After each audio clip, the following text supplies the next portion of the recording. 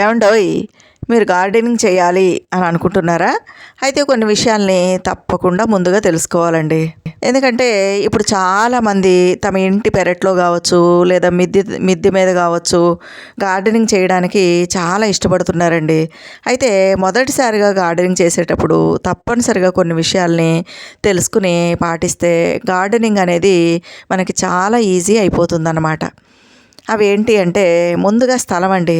మీరు గార్డెనింగ్ చేయాలనుకున్న ప్రదేశంలో రోజుకి కనీసం 7 నుంచి 8 గంటల సమయం పాటు తప్పకుండా ఎండపడాలండి. ఎందుకంటే మొక్కలు ఆరోగ్యంగా పెరగాలి అంటే ఈ సూర్యరశ్మి అనేది చాలా అవసరం అనమాట.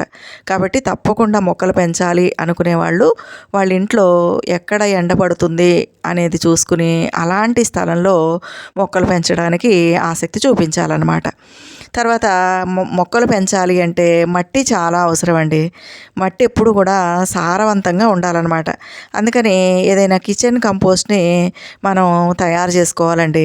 అంటే మన ఇంట్లో ఉండేటటువంటి కూరగాయల తొక్కులు కావచ్చు, పండ్ల తొక్కులు కావచ్చు, వీటిని మనం పారేయకుండా చక్కగా వీటితోటి కిచెన్ కంపోస్టు తయారు చేసుకోవాలండి. కిచెన్ కంపోస్టు అంటే ఏమీ లేదండి, చక్కగా ఈ కూరగాయల పొట్టు, పండ్ల తొక్కులు వీటన్నిటిని కూడా ఒక దాంట్లో వేసి దానిపైన మట్టి కప్పినట్లయితే అది చక్కగా 20 రోజులు దాటేసరికి, నెల రోజులు దాటేసరికి మంచి ఎరువుగా తయారైపోతుందండి.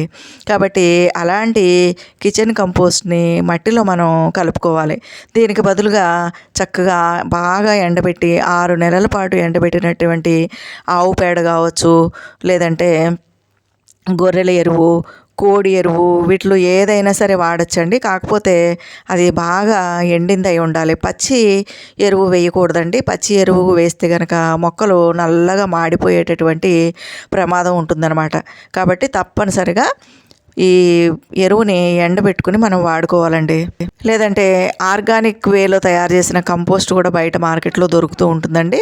వాటినైనా సరే తెచ్చి మట్టి మిశ్రమంలో కలుపుకుని మట్టిని సారవంతం చేసుకోవాలన్నమాట. ఆ తర్వాతే మనం మొక్కల్ని నాటుకోవాలండి.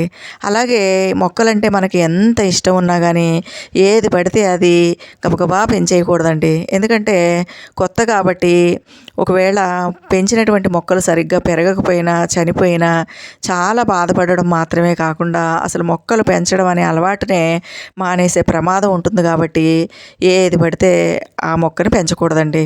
చాలా ఈజీగా పెరిగేటటువంటి మొక్కలు ఏంటంటే ఆకుకూరలు అనమాట.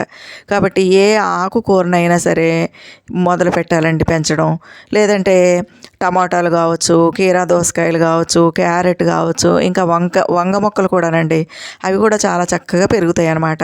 కాబట్టి వీటిల్లో దేన్నైనా ఎంచుకుని చక్కగా ముందుగా వాటిని పెంచడం నేర్చుకోవాలన్నమాట. తర్వాత వాటరింగ్ అండి, ఇది చాలా ముఖ్యం. ఎందుకంటే మొక్కల యొక్క అన్ని భాగాలకి నీళ్లు చేరేలాగా మనం వాటరింగ్ చేయాలన్నమాట. అలా చేయడం వల్ల ఏమవుతుందంటే వేర్లు చాలా బలంగా తయారవుతాయి. ఇంకా రోజుకి 2 సార్లు మాత్రమే నీరు ఇవ్వాలండి. అది కూడా ఆ మట్టి బాగా ఎండిపోయినట్లుంటే గనక, పొడి బారిపోయినట్లుంటేనే మొక్కలకి నీళ్లు పోయాలండి. అంతేగాని తడిగా ఉన్నటువంటి మట్టిలో మళ్ళీ తిరిగి వాటర్ నింపకూడదనమాట. అలా నింపితే ఏమవుతుందంటే ఆ మొక్కల వేళ్ళు కుళ్ళిపోయి చనిపోయేటటువంటి అవకాశం ఉంటుంది. అది కూడా మొక్కలకి నీళ్లు పోసేటప్పుడు వాతావరణం చల్లగా ఉండాలండి. అంటే ఉదయం 8 గంటల లోపు, సాయంత్రం 7 గంటల లోపు చక్కగా మొక్కలకి నీరు అందించుకోవాలంటే సాయంత్రం 4 గంటల నుంచి 7 గంటల లోపల మనం వాటరింగ్ చేసుకున్నట్లయితే మొక్కలు ఆరోగ్యంగా పెరుగుతాయండి.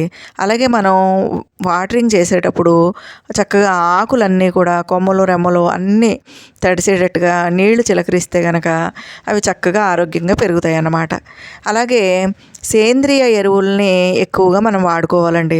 ఇంతకుముందే చెప్పాను కదా, నేను ఇంట్లోని కూరగాయల తొక్కలు, పండ్ల తొక్కలు కంపోస్ట్ చేసుకుని ఎరువుగా తయారు చేసుకుని మనం ఉపయోగించుకుంటే కనుక చాలా మంచిదన్నమాట. రసాయనిక ఎరువుల కంటే మనం తయారు చేసుకునే దేశవాళీ ఎరువులే మొక్కల్ని ఆరోగ్యంగా ఉంచుతాయండి. అలాగే మొక్కలు అనేసరికి చీడపీడలు అనేవి తప్పనిసరిగా ఉంటాయి అన్నమాట. వీటిని నివారించడానికి వేప నూనె వాడుకోవచ్చు, లేదా పసుపు వాడుకోవచ్చు, పుల్లటి మజ్జిగ వాడుకోవచ్చు, నిమ్మ చెక్కలు నానబెట్టినటువంటి నీళ్లు వాడుకోవచ్చు, ఇలా బూడిద వాడుకోవచ్చు. ఇలా ఎన్నో రకాల క్రిమి సంహారిక వస్తువులు ఉంటాయండి. వాటిని ఉపయోగించి మనం ఈ మొక్కల మీద వచ్చేటటువంటి చీడపీడలు కావచ్చు, పురుగులు కావచ్చు, వీటన్నిటిని నివారించుకోవచ్చు అనమాట. చక్కగా మనం పసుపు చల్లినా, లేదంటే బూడిద చల్లినా, వేప నూనె చల్లినా, లేదంటే ఆవు పంచకం నీళ్ళల్లో కలిపి ఆవు పంచకం చల్లినా మనకి ఈ చీడపీడల బెడద లేకుండా మొక్కలు చక్కగా ఆరోగ్యంగా ఉంటాయండి. అంతేకాకుండా అతి ముఖ్యమైన విషయం ఏంటంటే పరిశీలన అండి. మొక్కలు ఆరోగ్యంగా పెరుగుతున్నాయా లేదా, ఎలా ఉన్నాయి అనేది ప్రతిరోజు కూడా మనం పరిశీలించుకోవాలన్నమాట. మనం పిల్లల్ని ఏ విధంగా అయితే అబ్జర్వ్ చేసుకుంటామో ఆ విధంగా చూసుకుంటూ ఉండాలండి. ఎక్కడైనా ఎండిపోయిన ఆకులున్నా, కొమ్మలు రెమ్మలున్నా వాటిని ఎప్పటికప్పుడు తీసేయాలన్నమాట, కట్ చేసేసుకోవాలి. అలాగే మొక్కల మధ్యలో కలుపు వస్తూ ఉంటుందండి. ఆ కలుపు కూడా ఎప్పటికప్పుడు మనం తీసేసుకోవాలి. అదేవిధంగా మొక్కల ఆకులు కొన్ని రోజులు అయ్యేసరికి పండిపోతాయండి. అలా పండిపోయినటువంటి ఆకులను కూడా మనం తీసేయాలన్నమాట. అలా తీసేయడం వల్ల ఏమవుతుందంటే మొక్కలు చాలా బలంగా ఆరోగ్యంగా పెరుగుతాయి అన్నమాట.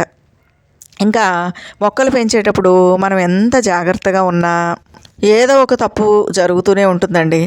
అలా జరిగినటువంటి తప్పులు ఏంటో గుర్తించుకుని మళ్ళీ ఆ తప్పులు జరగకుండా మనం జాగ్రత్తలు తీసుకోవాలన్నమాట. కాబట్టి ఈ జాగ్రత్తలను కనుక తీసుకున్నట్లయితే గార్డెనింగ్ అనేది చాలా ఈజీ అండి. మరి విన్నారు కదా.